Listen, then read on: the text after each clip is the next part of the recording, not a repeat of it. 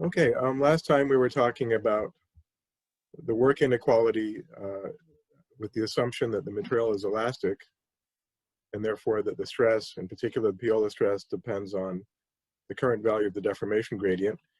And we were led to this conclusion, the equation 3, which is that the stress is derivable from a scalar function of f by taking the derivative of that function with respect to f.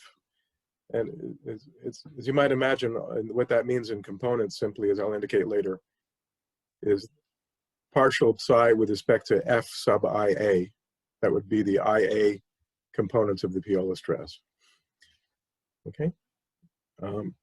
This model is called hyperelasticity, and as I indicated at the end of last time, one can obtain the model also from thermodynamics, which I'm not covering in the beginning part of the course. I'm talking about the purely mechanical theory. And so we've obtained the same hyperelasticity model from the so-called work inequality or work postulate that in order to cause a material to undergo a cyclic process as we defined it, one needs to supply non-negative work to that material. Okay, so if we then go back to our expression for stress power, an arbitrary subregion of the body, that's the inner product of Piola stress with the material derivative of F integrated over that volume. P now is the derivative of psi with respect to F. Take the inner product with F dot, and by the chain rule, that's just psi dot, the material derivative of this so-called strain energy per unit reference volume. And so we can pass the dot outside the integral now because the domain of integration is fixed for a fixed set of mass points, and the dot pertains to a fixed set of mass points. And the result is the dot of the quantity u, defined by this integral. We'll call this the strain energy contained in that subvolume P sub r of the reference configuration. Okay, and if we like, we can introduce a measure of strain energy, not per unit reference volume, but per unit current volume. So P sub T is the, as we indicated before, a sub-volume of the present configuration of the body associated with a set of material points. And by converting the volume integration, as we've done previously, we can introduce a factor J. Here, psi, the lowercase psi, is simply the strain energy per unit current volume. And that also depends on F because, as we had a moment ago, the strain energy per unit reference volume is a function of F, possibly dependent explicitly on the material point. If this response to a deformation gradient varies from one point to another, we would say the material is non-uniform. J is det F, so this generates, just by dividing by det F, it generates a function psi of F, also dependent on initial material point position if the material is non-uniform. Okay, so this is the strain energy per unit current volume. I've been a little bit lazy in the notation because in principle we should put a subscript on this function to identify the reference configuration that we're using because these are constitutive functions whose arguments depend on our choice of reference configuration. Whereas the value, the energy in the material per unit current volume, does not depend on the choice of reference configuration, just as the Cauchy stress doesn't depend on the choice of reference configuration. So the function whose values are that energy should depend on the reference configuration to compensate for the fact that its variables depend on the reference configuration. So it's basically just a repeat of the discussion we had before about constitutive functions. Likewise, for the so-called referential strain energy, the energy per unit reference volume. Okay? Okay, so an important consideration that we need to discuss is how do these constitutive functions change if we decide to change the reference configuration? The idea being that the manner in which we choose the reference configuration is essentially unlimited. It's just a matter of choice. The only requirement is that that reference configuration should have a one-to-one correspondence with the points of the body itself. So suppose, here's our reference configuration, kappa R. Here's our current configuration down here, if you follow my cursor. Let's imagine selecting a different reference configuration. I'll call it mu sub R. So relative to the first reference configuration, there's a deformation function, chi. I'll put the subscript kappa to remind myself that the function depends on the choice of reference because its value, small x, does not depend on that choice. So we have a deformation function based on the use of this configuration as reference. We could change the reference configuration, then we have a deformation function, I'll call it chi sub mu, that is based on this reference configuration. And we can set up, in principle, a map from one reference configuration to another. These are two fixed configurations, and so the map connecting them should be fixed independent of time. And say the value for a given capital X, given material point P in this reference configuration, the value of that map, we'll call it Y, which is the position of the same material point in this second reference configuration. So we'll say Y is lambda of X, that should be a vector, underlined lambda. We'll suppose that that's invertible because these two configurations should be in one-to-one correspondence with each other. In other words, given Y, we should be able to figure out what X is. So this is an invertible map by assumption. That means its gradient, which is like it's like a deformation gradient. It's the gradient of this map, viewed as a deformation from this reference to this one. Its gradient, I'll call it R, has an inverse. It's invertible. It's an invertible tensor. That's a consequence of the invertibility of this map lambda. By the way, if you want to be technical about it, what I'm quoting here is called the inverse function theorem, which you can look up in any course on advanced calculus. Okay, and so because R is the gradient of that map, we have dy as R dx. That's just the chain rule that we had before.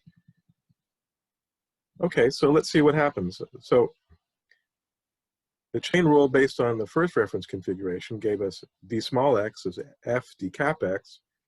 And here I'm going to put the subscript on f to identify the reference configuration I'm using. In the same way, this dx is also f sub mu d cap y, where f sub mu is the gradient of this deformation chi sub mu with respect to y. We know that dy is cap r dx, so we can compare this side of the equation to this one, which holds for arbitrary dx, and conclude that f sub kappa is f sub mu times r. So that's how the deformation gradient changes when we change the reference configuration without altering the deformed configuration. Okay, so one thing we need to figure out is how does the constitutive function that yields the energy per unit current volume, let's say, that's just a reflection of the state of the material. The material doesn't care about your choice of reference configuration, right? How does the function, which does depend on the reference configuration, change when we change the reference configuration? So here's our function psi sub kappa based on kappa as reference. We insert the deformation gradient using kappa as reference. The position of the material point in that reference called x, fx. We know that f kappa is f mu times r. We can write kappa x as the inverse function of lambda evaluated at y. That's the same material point. We can do the same with r. R is a function of x, but we can write x as lambda inverse y, so we get a function of y. F mu is naturally a function of y because it's the gradient with respect to y. So we now have a function of f mu and y. So we'll just define this to be our constitutive function based on mu as reference. So if you have the constitutive function based on kappa as reference, plug in f mu r, where r is the gradient of the map from kappa to mu, and you immediately generate the constitutive function based on mu as reference. That's not the same function as psi kappa. It's a different function, okay? But its value is the same because its value is a property of the state of the material. We want to be careful that our choice of reference, which is just a matter of our choice, does not influence the state of the material. Right? That would be non-physical. So this indicates how the constitutive function changes when we change the reference configuration. And also we notice that although we defined elasticity on the basis of some reference configuration, the definition itself is independent of the particular reference configuration that we adopt. In other words, in this case, the energy per unit current volume is some function of F that persists when we change the reference configuration. It's just a different F, of course, because we have a different reference. So this leads to a topic of particular importance, not only for elasticity, but it's especially crucial in understanding plasticity later on, the notion of material symmetry. We'll see that, I mean, material symmetry is a kind of slightly esoteric topic in the context of elasticity, but it plays a totally vital role in understanding plasticity. So we really have to understand clearly the concept of material symmetry. As a prelude to that, let's have a look at just a purely local change of reference. So here's the body in some reference configuration kappa. Here's the material point P. We surround it with a small neighborhood N sub kappa, the neighborhood of material point P in configuration kappa. And the reason is, as we indicated before, we're making the assumption of locality, which is that the response of the material is sensitive to the deformation in an arbitrarily small neighborhood of a material point. We have our map lambda, so we can look at points capital X in that neighborhood. Those points get mapped by lambdas to sum up to points Y in a neighborhood, I'll call it N mu. So we'll imagine sort of surgically removing the small neighborhood, deforming it by this map lambda to get a new neighborhood. And let's simplify matters by arranging the map such that x naught does not change its position. In other words, lambda at x naught, which is, we would call it y naught, is equal to x naught. So we think of this map as pivoting about the point x naught in such a way that x naught, that the material point P at x naught remains at that same location. Okay? All right. So we know, so the reason I'm limiting attention to a local change of reference here, just a little piece of material, is because the constitutive properties are local. The constitutive function is local in nature. It only depends on the local value of the deformation gradient. Excuse me. So we have before that the value of the strain energy per unit current volume. I think the safe thing to do is to concentrate on energy per unit current volume, because the current volume is being untouched in this whole discussion. It's invariant in this whole discussion. We're just operating on the reference configuration to generate a new local reference. So that is the value of some constitutive function based on this neighborhood as reference and kappa. We plug in f kappa into the constitutive function psi sub kappa, evaluated at the material point P with reference position x naught. It's also equal to psi sub mu, evaluated at f mu in the same material point, because y naught is equal to x naught. Okay, we've just had that discussion, but this is just a repeat of that. And we know how f kappa and f mu are related to each other. They're related in this manner. And since we're looking at the response at the point P, we're evaluating everything at the place x naught, including r, the gradient of that. change of reference configuration. Okay, so what? Nothing new. Well, imagine this. Imagine the situation where, okay, you conduct an experiment on this, on the body in the vicinity of this material point. That is to say, you deform that neighborhood in some way, and you get a response. You get an energy in response to that. Imagine coming over here to the new neighborhood of the same material point and perform the same experiment on it. In other words, you subject that neighborhood to exactly the same deformation that you did in the first experiment. Suppose now that you can't tell the difference. Suppose you get the same response, the same value of energy. That would mean that there's some kind of a symmetry relationship between these two local configurations, because the experiment then cannot detect this operation that you've just done. Okay, if you do a given experiment on this neighborhood, you get a response. Do the same experiment on this transformed neighborhood and you get the same response.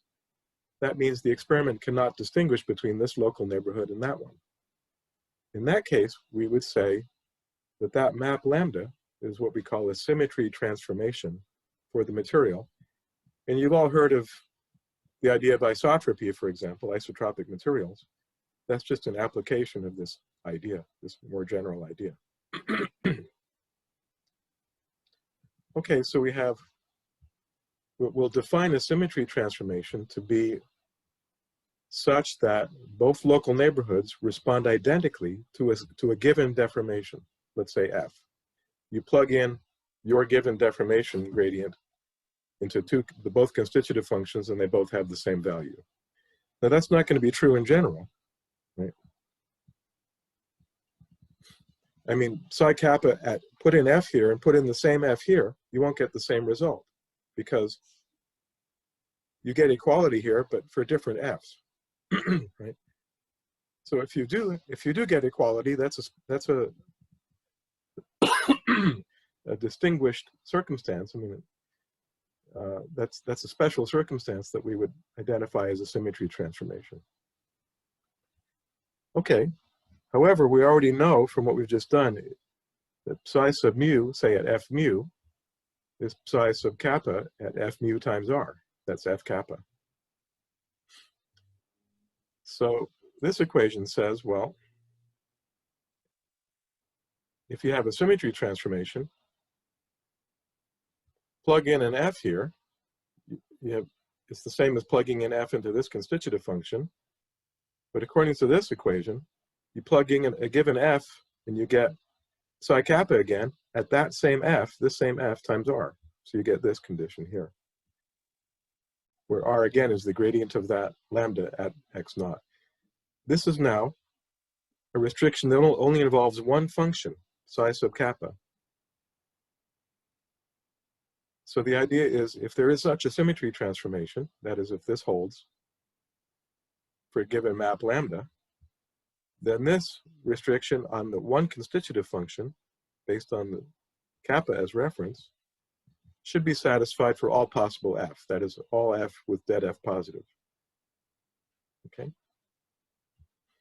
So this then, this equation I'm calling A constitutes a restriction on psi as a function of F. Not all functions of F will satisfy this for a given R.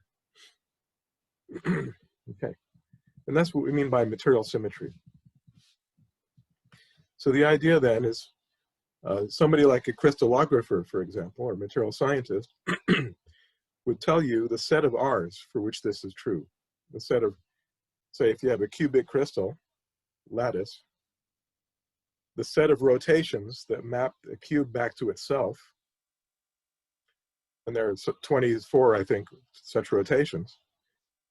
That crystallographer would tell you the collection of all these R's, and then you would try to figure out what's the function of F that meets that symmetry condition for a cubic crystal, let's say. Okay, so this is a restriction on the single function psi sub kappa, provided that R is given to you.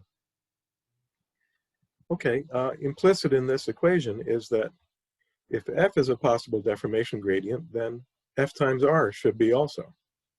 because it's an argument here, it sits in the place where a deformation gradient is inserted into this function. So we would require in particular that it should have a positive determinant.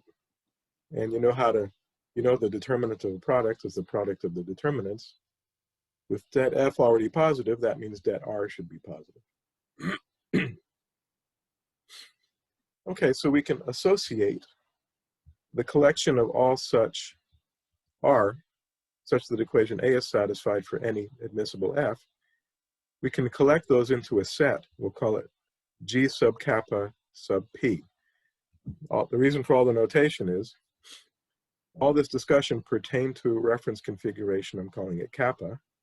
It also pertains to a particular material point located at x naught. So I put the material point here in the notation. And G stands for group. So we'll talk about that in a moment. So this G sub kappa P is simply the set of all R's such that this equation is satisfied for any admissible F.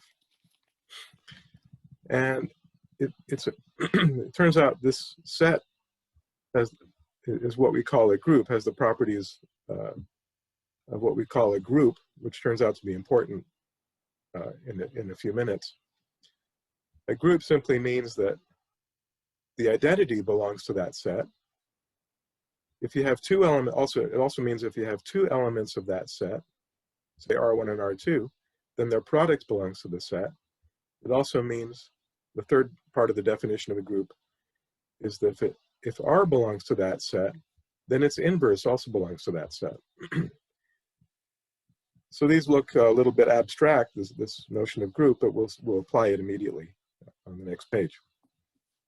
To demonstrate the first property is obvious because if you just put in R equal the identity, you obviously get an identity. So A is then automatically satisfied. To prove this property, the second property, let's put F times R1, R2 in that constitutive function. And I'll suppress the variable x naught, or the location x naught, because it just plays a passive role in this discussion. So we'll group terms this way. First take the product of F with R1, then multiply by R2. According to equation A, well, R2 is in the symmetry set, the set of R, the set G sub kappa P. So therefore, you get this. In other words, if you replace F by FR1, multiply by R2, you just get psi evaluated FR1 because of the definition of this set. And then R1 is in there too, is in that set, so you just get psi F. So R1 times R2 is in F. That establishes the second property. And to establish the third property, let's put FR inverse into the constitutive function. So replace F by FR inverse. According to the definition of that set, G sub kappa P, that's the same as this. But of course, then R inverse R is the identity, and you just get psi kappa at F. So R inverse is also in that set. Okay, well, why does that matter? That allows us to indicate what kind of physical restrictions we should place on this so-called symmetry group or symmetry set in order for the theory to be physically meaningful. So for example, suppose you have an element of this set, call it R. Then by the group property, R to any integer power is also an element of that set, right?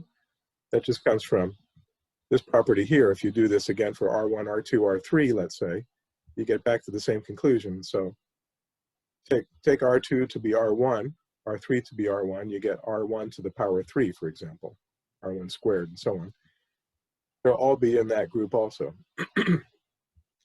For any integer, positive, negative, or 0, like R to the power 0 we'll take to be the identity tensor. So actually this is true for any integer. Let's focus attention on positive integers for the moment.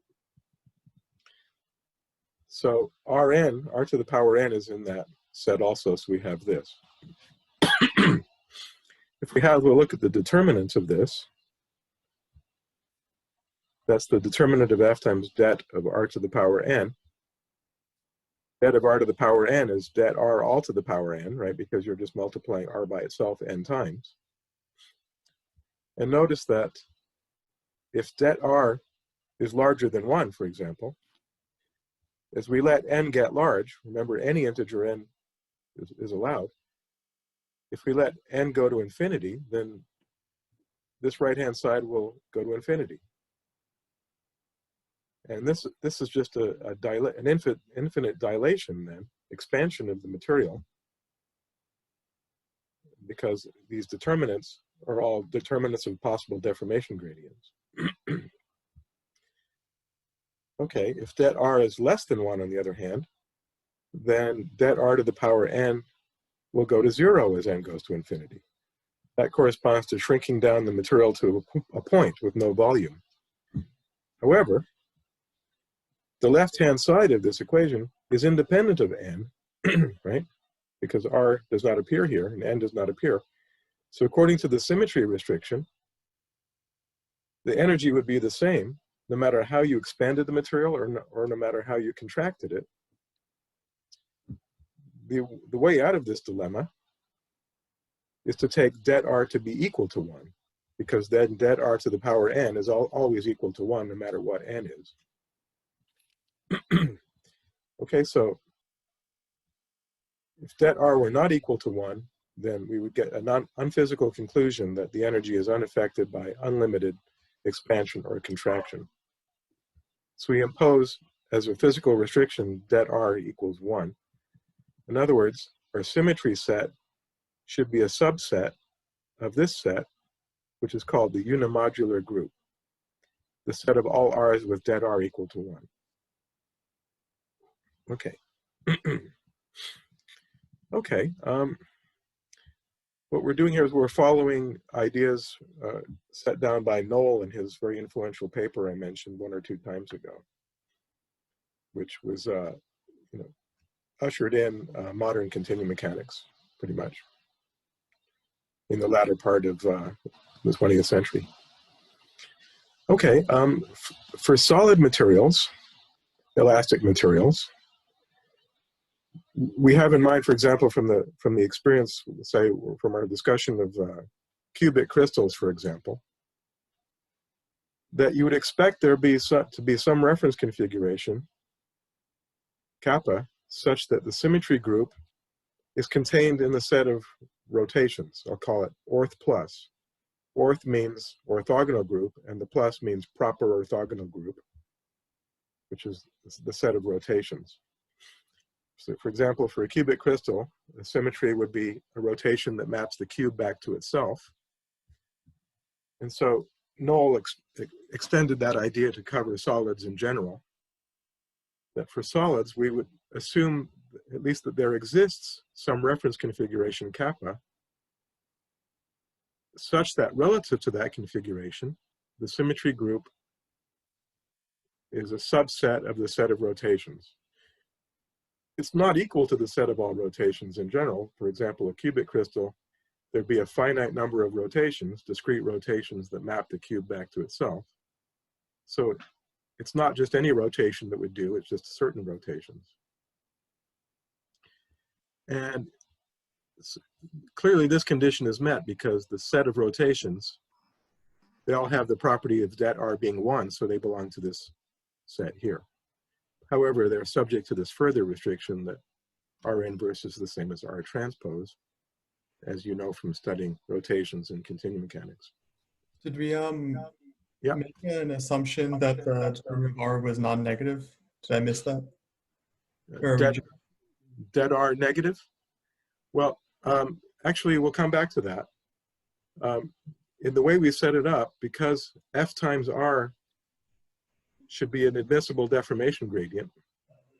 Gotcha. Then the det R should be positive.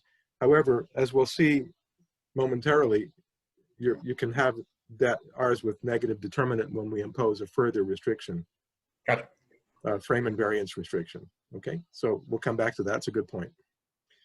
In fact, det R negative, a crystallographer would insist on allowing det R negative because that would take into account reflection symmetries that you often typically find in crystals, okay? Reflection through a crystallographic plane would not be a rotation. It would be the negative of a rotation, okay? So we'll come back to it. Okay, so why this restriction? So the idea is that there should exist a reference configuration relative to which the symmetry group is contained in the set of rotations. We'll see later that not all reference configurations for a given material will have that property. But nevertheless, we have the idea that there should exist such a configuration for a solid.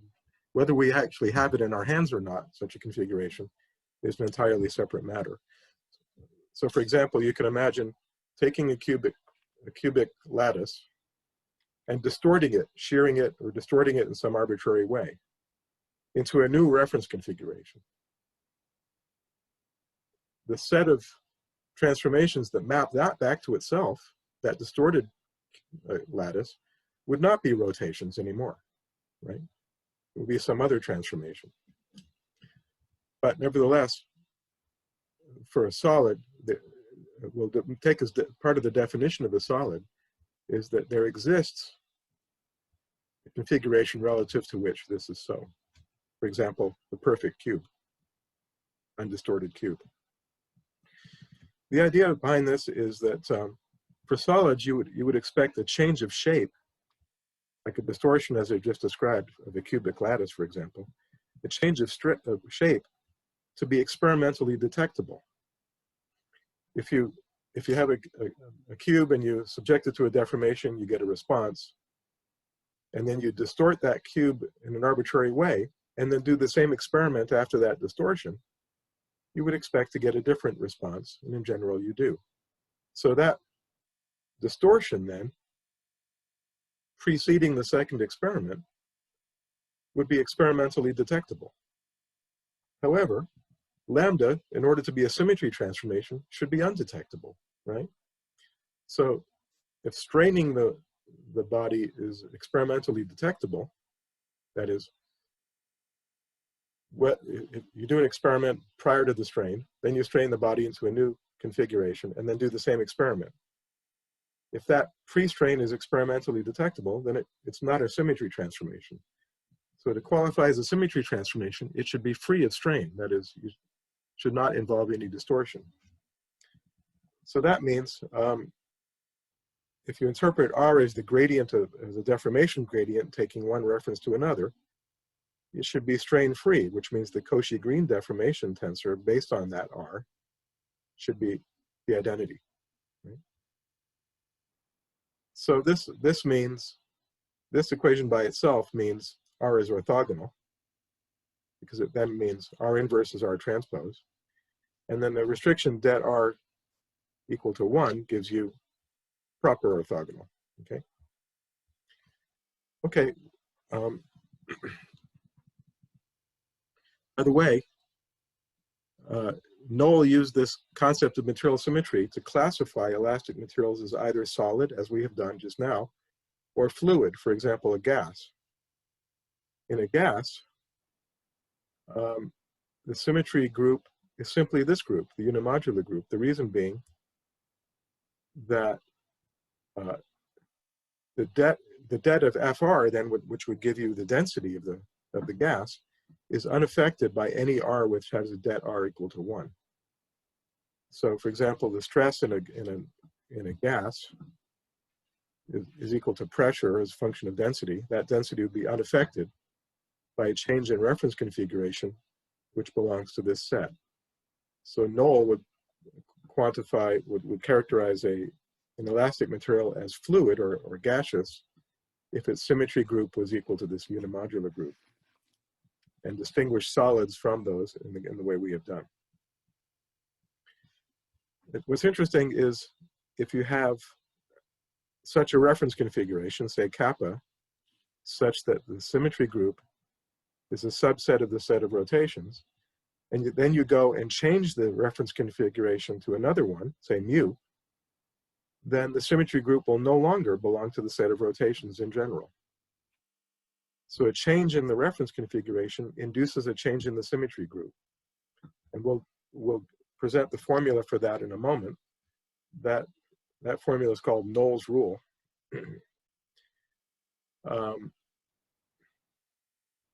So, for example, in the case of isotropy, you're all familiar with, that means that there's a reference configuration kappa relative to which the symmetry group coincides with the proper orthogonal group, the set of all rotations. In other words, for an isotropic material, it doesn't matter, R could be any rotation whatsoever, and that would be mechanically undetectable. Okay. Whereas for general solids, the symmetry group is a subset of this proper orthogonal group. Okay, so for example then, from what we've just said, it would not make sense to talk about an isotropic material without further qualification. A material can be isotropic relative to some choice of reference configuration, but changing the reference configuration means that's no longer true. So material can be isotropic relative to one reference and not isotropic relative to another, even though it's the same material. So people get careless about that and just talk about, for example, isotropic materials.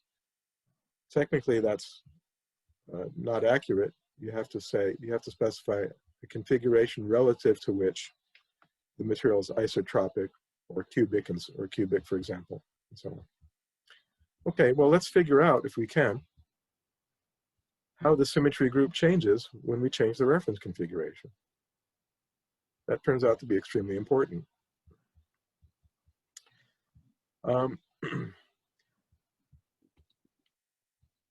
So let's have a look at a change of reference configuration. I'll say we start with a reference configuration kappa 1, and we want to use instead, say, another one kappa 2. Why? Because my choice is as good as yours or anybody else's, so we should have the flexibility of choosing different reference configurations. How does that affect the symmetry group? So instead of lambda, I'll use this notation. I'll say there's a map pi, lowercase pi, vector valued, that takes position in this configuration into position in that configuration. So for example, cap x2 would be pi evaluated at cap x1, same material point. And let's let P be the gradient of that map. I don't want to use R because would cause a confusion later. So bear in mind, this P has nothing to do with the Piola stress. It's just I'm running out of alphabet, that's all. Okay, we're supposing this is invertible for the usual reasons, that these two references should be in one-to-one correspondence with each other. That means that the gradient P is invertible as a tensor. From what we've just done, when we had a formula for how the constitutive function changes when we change the reference configuration, the constitutive function relative to kappa 2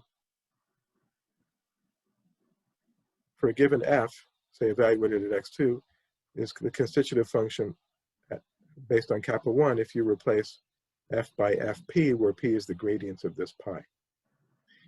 And then I'll write the x1 that fits in here as the inverse map of x2 by pi inverse. Okay. So x2 is pi at x1. So in particular, so this is just a rewritten version of what we had a few minutes ago. The formula for how the constitutive function changes when you change the reference. So if instead of plugging in fp here, let's replace fp by f, that's the same as replacing f by fp inverse, right? So just put in here, instead, in place of f, put in fp inverse, then you get fp inverse p, you get f over here, okay? Suppose now that R is an element of the symmetry group based on reference configuration kappa 1. That means this left-hand side is the same as this. The same as, you get the same value if we replace f by fr from the definition of g sub kappa 1. So we get this equation 2. However, equation 1 says, let's see, psi kappa 1 at fr is psi kappa 1 at f, but psi kappa 1 at f is psi kappa 2 at fp inverse, right? Let's see. Right, okay. So I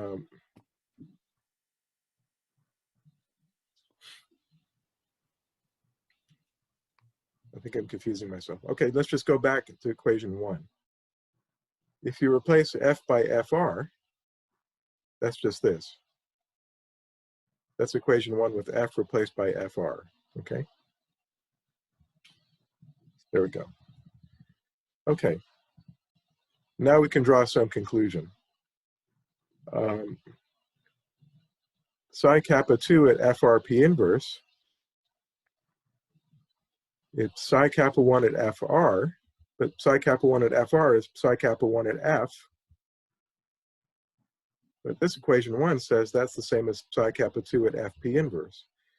So the point is now we have a restriction on the function psi kappa 2, this outer equality.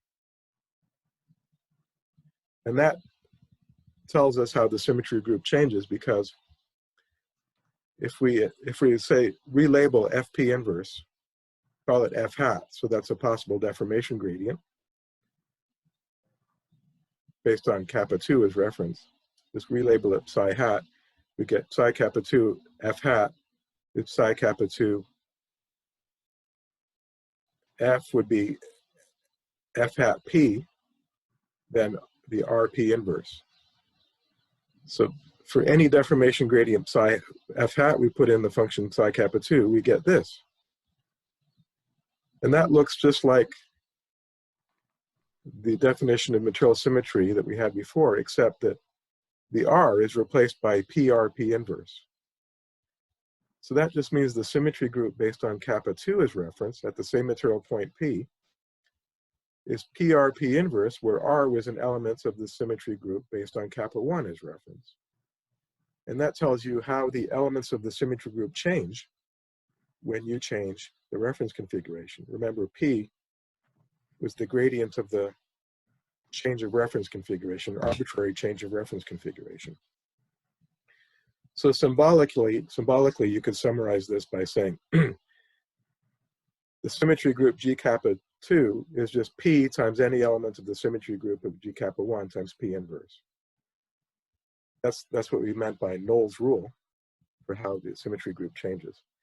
And this proves that, for example, if G kappa 1 is a rotation, subset of, if it consists of rotations, in other words, a subset of the set of all rotations, well, put any rotation in here, P times that rotation times P inverse is no longer a rotation in general. So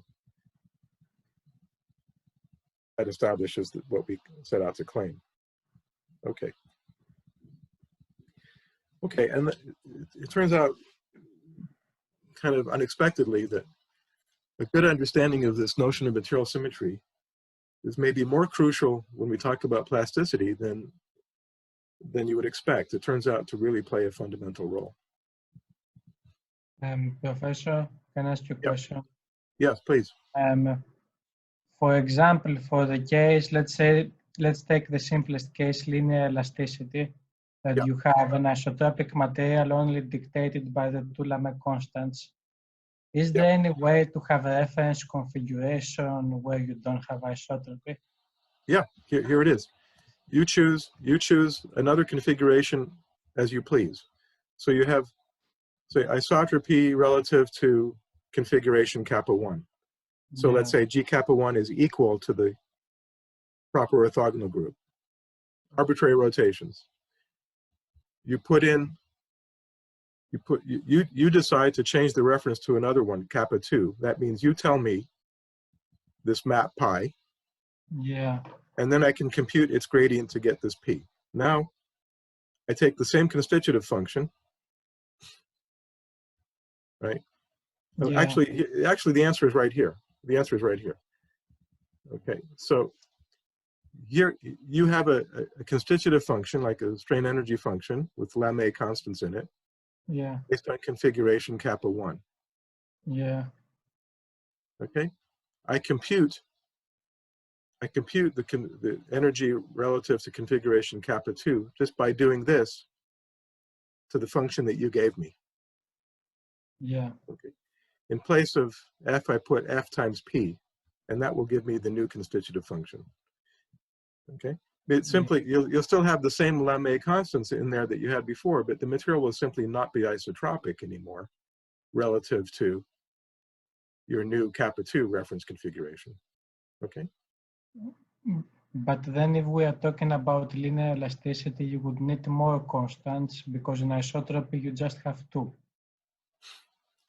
Right, but nevertheless, yeah, but I think that there's a slight misconception here. You're saying you can't achieve any type of anisotropy by starting with isotropy relative to kappa 1. You cannot then achieve any type of anisotropy relative to kappa 2. Yeah. You can only achieve the kind of anisotropy that is indicated in this formula. So if you have a material that's isotropic relative to kappa 1, it will have some Lamé constants in it. The function relative to kappa 2 will still have those constants in it, but it will be a different function of the deformation gradient based on kappa 2 as reference. So the thing is, I think the confusion is that you're thinking, okay, I have some arbitrary symmetry relative to kappa 2. Yeah. You cannot obtain that arbitrary symmetry from a kappa 1 if the material is you can find no kappa 1 relative to which the material is isotropic. That's what I'm saying. Okay, so if you have an arbitrary symmetry relative to kappa 2, there does not exist any kappa 1 relative to which the material is isotropic. Okay. Yeah. Okay, does that help? Yeah, it's not very tangible because I have not experienced something experimental like that, but yeah, I get the point. Yeah, so this formula simply tells you, given a symmetry relative to one configuration, what is the symmetry group relative to another configuration. It doesn't mean that you can achieve any symmetry you want starting from isotropy relative to some one configuration. That's not the case at all. I see. Okay. Yeah. Okay. So Null's rule just constrains your symmetries. It's a constraint in the symmetries. Yeah. In other words, it tells you, given the symmetry group relative to one configuration. So you're given that. What is the symmetry group of the same material relative to another reference configuration? Okay. Okay. So it does not say that for any symmetry group G kappa 2, there exists a kappa 1 relative to which the material is isotropic. It does not say that at all. Okay. I see. Okay. Yeah. You give me G kappa 2. It's some arbitrary anisotropy. This formula computes the symmetry group relative to kappa 1. You would just put the P inverse on the left and the P on the right here, and you'd have G kappa 1. That would not be isotropic in general. Okay. So. Yeah, I see. Yeah. That's important to keep in mind. You cannot create an arbitrary symmetry from an isotropic material. That's not from a configuration relative to which you have isotropy. Yeah. Okay. So let's talk about a more familiar type of symmetry, the symmetry of the Cauchy stress.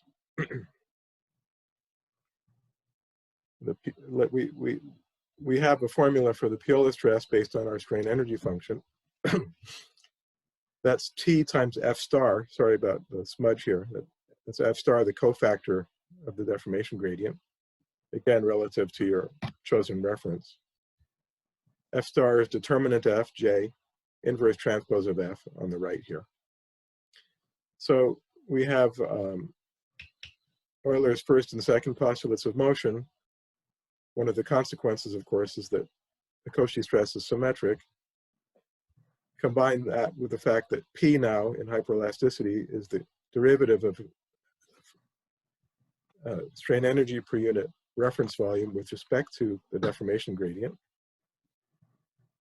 We can compute this easily by the chain rule. I'll show you that as we proceed. So let's see. P, that sits over here, put this on the left-hand side, multiply through by F transpose, and you get JT, which of course is going to be symmetric because J is just a scalar.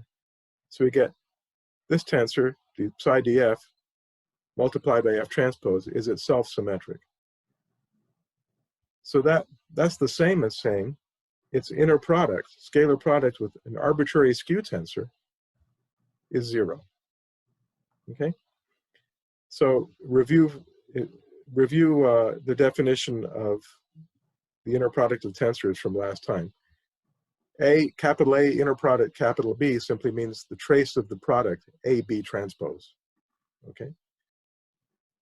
And if you compute that trace for a symmetric tensor and a skew tensor, you always get 0. In fact, so that this symmetry is equivalent to this statement, that this inner product with an arbitrary skew tensor should be 0. I want to use this to obtain a restriction on the strain energy function. Let's take a little detour for a moment to consider this side problem here. Let's suppose you have a tensor that depends on one parameter, I'll call it u, like time, for example, which satisfies this tensor differential equation, ordinary differential equation.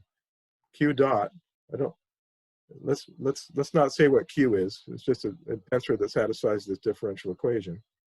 The derivative of Q with respect to the parameter u is a skew tensor times Q itself. So that's a first order tensor or matrix ordinary differential equation. And suppose its value at u equals 0 is the identity. So this would be the initial condition to go with this differential equation. We'll call that an initial value problem, IVP. And let's say that omega is a skew tensor.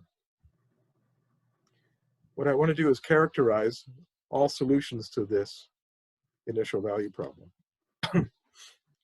To do that, let's use Q to define a tensor Z of U in this manner. Q times Q transpose. This is a transpose right here. And let's take the derivative of that Z with respect to the parameter. So that just the product rule would tell you Z dot is Q dot Q transpose plus Q transpose dot, which is the same as Q dot transpose. For Q dot, let's put in the ordinary differential equation, omega Q transpose.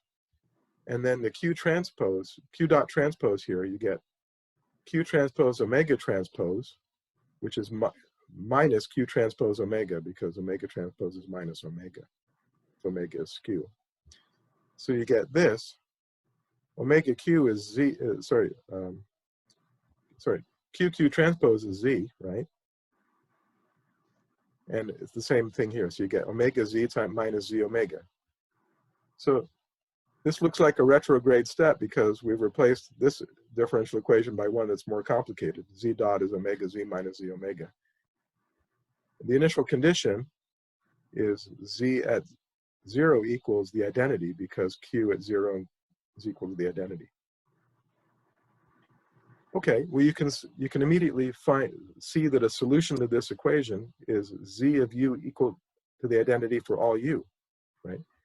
Because if that's true, if Z is equal to the identity for all U, then you get omega minus omega on the right, you get 0, and Z dot would be I dot, which is 0. So this satisfies the equation. There's a uniqueness theorem for this kind of ordinary differential equation, which says that if there exists a solution, then it's the only one. There's only one solution to such an initial value problem, this one right here. So this, in fact, is the only solution. That means if we go back here, that means for any u, q times q transpose is equal to the identity, which means that q is orthogonal for all u. We can also look at the derivative. Take the u derivative of det q. So the dot is just a derivative with respect to u. Yep, please go ahead. So just to clarify, what exactly is Q? Like, what type of shape matrix is it? Well, it's right now, the only thing we know about it is that it satisfies this ordinary differential equation and this initial condition. Okay. What I'm about to show is that Q is actually a rotation for all u. Yeah. So this is just a little digression to help us solve this problem right here. So think of it as a small aside, a detour. Okay. So far we've established that Q is a rotation for all values of the variable u. Sorry, not a rotation, but rather orthogonal, because Q transpose is equal to the identity. If we can establish that its determinant is positive, and that would mean that det q is 1 because q is orthogonal, then we have that q is a rotation. How do we do that? Well, let's look at the time derivative of det q. When I say time, I guess I mean the u derivative with respect to u. If you recall, I'm sure in continuum mechanics you're taught, or in linear algebra, that the derivative of the determinant with respect to the tensor itself is the cofactor of the tensor. So this would be, think of this q star as the cofactor of q, the derivative of det q with respect to the tensor q, inner product q dot. That would just be the chain rule representation of det q all dot. So I'm sure you've seen this in 185, 287, where, for example, the derivative of j with respect to fia is the cofactor f star ia. This is just the same idea, exactly. The cofactor, we know what that is. That's det q times the inverse transpose of q. This is well defined because q is orthogonal, therefore it's invertible. Okay, and the inverse transpose, well, let's see. That gets an inner product with q dot. We could write this as q dot inner product q inverse transpose. And from the trace definition of inner product, that's q dot q inverse all trace. So in other words, you take the transpose off the transpose here and put it on the right here. For example, A inner product B is trace AB transpose. So if you take A to be q dot, B to be q inverse transpose, then the transpose of that would be q inverse. Okay. From the differential equation that q satisfies, q dot q inverse is omega. You put that in here. And trace omega, that's 0 because omega is skew, right? The diagonal entries of omega on any orthonormal basis are all 0, so the trace would be 0. So that means det q has no u derivative, no derivative with respect to u. So it's equal to its initial value. Det q for all u is equal to what it was at u equals 0. From the initial condition, that's 1. So now we've established that q of u is a rotation for all values of the parameter u. So what? Well, let's go back to the problem we want to solve, namely this one. We want to solve that problem. This puts a restriction on this strain energy function. I'm trying to find out what that restriction is. Okay, well, sorry to jump around here. This equation has this following structure. A tensor A multiplied by a tensor B, inner product, a third tensor, call it C. So it has this structure, AB inner product C. From the definition of inner product, that's the same as taking AB multiplying by C transpose and taking the trace. The nice thing about trace that you learned about in 185, 287, let's say, is that the trace of a tensor is the same as the trace of the transpose of that tensor. So I can take the transpose of what's inside here without affecting the trace. When I do that, I get a C transpose transpose in front, in other words, C. I get B transpose in the middle, and I get A transpose in the back. Using the dot, the definition of dot, that's now CB transpose inner product A. And the inner product commutes, so that's the same as A inner product CB transpose. Okay, so that means we can apply that immediately to this equation here, equation star, and rewrite that, pardon me, in this form. The inner product of the psi df, that was our Piola stress, with the product omega f. Okay. Having this one parameter family of rotations, Q of u, we can use it to define a one parameter family of deformation gradients, f of u. This is just a definition.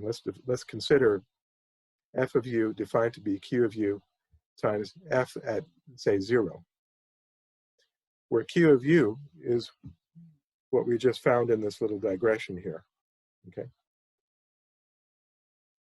Let's take the dot of this, the derivative with respect to u, that's just Q dot times f at 0.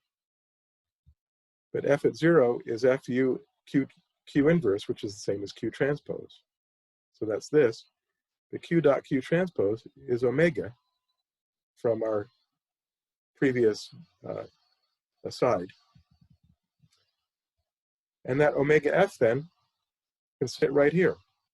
So we can rewrite that equation, star 2, as the inner product of psi f with f dot, the dot of this f of u, is equal to 0. But that's just a chain rule representation of the dot of psi itself, right? Psi dot is psi df times f dot. So this stipulates then that psi itself does not depend on the parameter u. So it's equal to its value then at parameter u equals 0, let's say, or any other value. Psi at f of any u is equal to psi at f of f at 0. But psi at f of any u is q times f0, so we get psi q f0 is psi at f0, where q is an arbitrary rotation, as we've just discovered. So all we've done is to use the symmetry of the Cauchy stress to conclude that the strain energy isn't, we would say it's invariant under superposed rotations. Superimpose a rotation on the deformation gradient, and the value of the strain energy is unaffected. And here I've reinstated the subscript kappa to remind ourselves that this is a constitutive function which depends on the reference configuration that we've chosen. Here, in the foregoing construction, Q is any rotation whatsoever. Okay, with that, we can also conclude that the strain energy per unit current volume has the same property, because the referential energy and the energy per unit current volume are related by this formula with the det F. Replacing F by FQ does not change the determinant because det Q is 1. So we just get this result coming immediately from this one, okay? So this is a restriction that comes from the symmetry of the Cauchy stress, perhaps surprisingly, I should say. In continuum mechanics, we're accustomed to imposing this kind of restriction at the outset, but here we find that it's not an independent assumption, it just comes from the symmetry of the Cauchy stress. Let's see if we can solve it. So this is a restriction on the manner in which psi can depend on f, right? It can't just be any function of f. It has to be such that when you replace f by qf for q any rotation, then this equation is satisfied. Let's see if we can solve that equation for what kind of function this must be. To that end, we can use the polar decomposition, which I'm sure you've done before. Write f as Ru, R is the rotation, this is not the symmetry transformation anymore, it's just the rotation factor in the polar decomposition of f. U is the symmetric positive definite right stretch tensor, which you'll learn about in continuum mechanics, which has the property that its square, U times itself, is equal to the right Cauchy-Green deformation tensor. Right?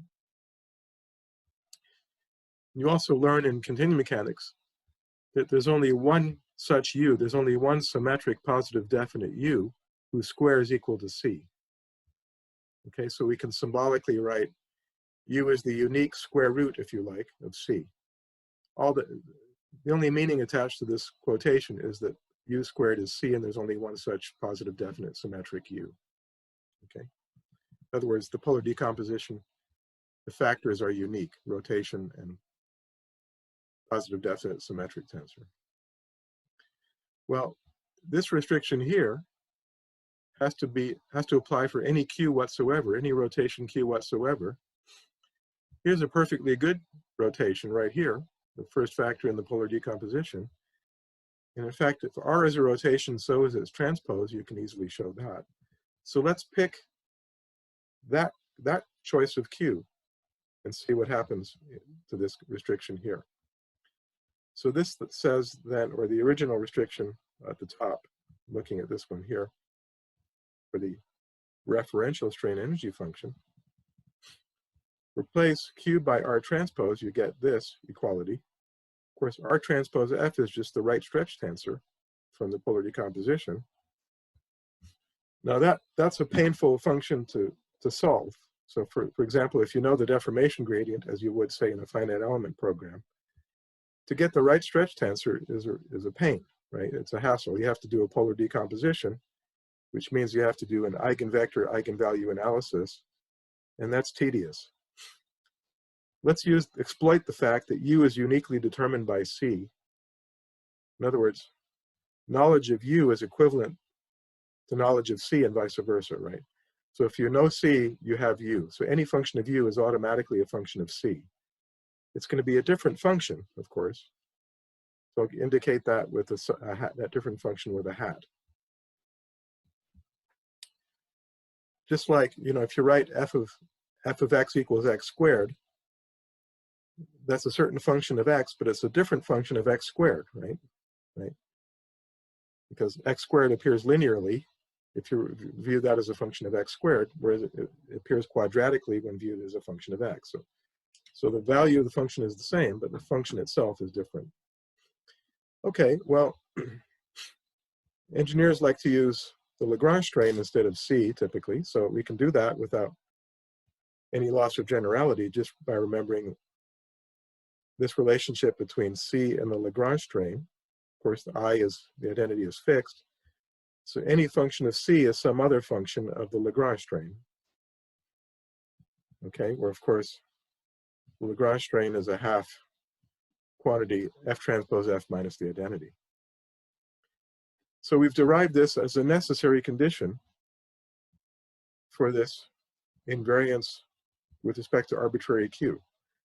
If this is true for arbitrary Q, then it's true for our Q in particular that we've chosen, and that led us to this conclusion. In other words, this general statement implies this last statement, psi at F is some function of the Lagrange strain. So this is a necessary condition for the original restriction to be true. Let's turn it around and see if it's also sufficient.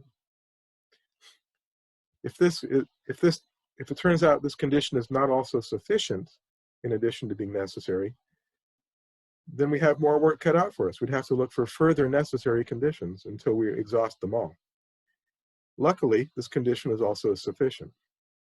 So let's start with this assumption that psi depends on F through the Lagrange strain. If you replace F by QF, then wherever you see an F in the definition of the Lagrange strain, you replace it by QF. In other words, you replace F by QF in the definition of C. You immediately conclude that there's no change. C is unaffected, therefore E is unaffected. And you're back to the original psi of F, no matter what rotation you put in here. So we've established also the sufficiency of this restriction. In other words, psi at F is equal to psi at QF for any rotation Q, if and only if psi depends on F through the Lagrange strain. So this we call the strain-dependent version of the strain energy function. Okay. Now I'm in a position to compute the derivative of this psi with respect to F in terms of the derivative of this energy with respect to E. They have the same value, just different functions. Everybody with me so far? Okay, so let's consider, again, a one-parameter family of deformation gradients. So this is like a curve in our 9-dimensional F space. The reason I'm doing this is because this is a really easy way to compute derivatives, which would otherwise be quite complicated. Okay, so you have a path in F space, then you compute the corresponding strain by putting F into that definition of the strain, and you get a path in strain space, E of U. So you go from a path in the 9-dimensional stress space to another path in 6-dimensional strain space, because E is symmetric, therefore this is a 6-dimensional space. So if we just differentiate this equation with respect to the parameter U, use the chain rule, we get d psi df inner product F dot is du dE inner product E dot. Notice that since E is symmetric, if you take the dot of this, you'll automatically get a symmetric E dot also. So the inner product will only pick up the symmetric part of the prefactor here. So we can regard U sub E as a symmetric tensor by definition, right? Because if there were any skew part of this tensor, it would be annihilated by this inner product. So let's regard derivative U dE as a symmetric tensor. Well, we can compute F dot in terms of E dot, or E, or vice versa, by using this formula here. Take the dot of this equation. You get a half F dot transpose F plus F transpose F dot, which is the symmetric part of F transpose F dot, right? I'll put the prefix sim to identify the symmetric part of this. That's just the same as that. So on the right-hand side here, we can insert this and we get UE inner product symmetric part of F transpose F dot. But as we said, UE being symmetric will pick up only the symmetric part of this, only symmetric tensors anyway. So we can suppress the sim prefix without loss of generality, because the inner product picks up only the symmetric part of F transpose F dot in any case. Any skewness in that would be annihilated by that inner product. So now I'd like to factor out an F dot on the right. To that end, I'll go back to my trace definition of inner product. Here I have something of this structure, some tensor inner product, the product of two other tensors. I want to factor out this one to the right of the inner product. I'll leave it to you at home to show this is true. You get a B transpose A inner product D, just using the trace definition as we've done before. You can immediately generate all kinds of useful inner product formulas like this, which we'll do repeatedly. That means this is the same as taking the F in front without the transpose times the tensor du dE inner product F dot. Compare these two sides and you get the derivative of psi with respect to F is just this. It's F times the derivative of U with respect to E. Okay. In Cartesian component form, the matrix form of this equation would be d psi dFIA would be FIB du dE sub BA sum on B. Okay, that's just the matrix representation of that tensor equation. Actually, there's a bit of a caveat here if you're not careful. Partial derivatives only make sense if you can hold all but one of the variables fixed when you're taking the partial derivative. For example, the psi dF12 means you hold all the other F components fixed and vary F12. That's no problem because F12, F21, for example, are not related to each other. That's not the case here. When you take a derivative of u with respect to E sub 1, 2, you can't hold E sub 2, 1 fixed because E sub 2, 1 is equal to E sub 1, 2.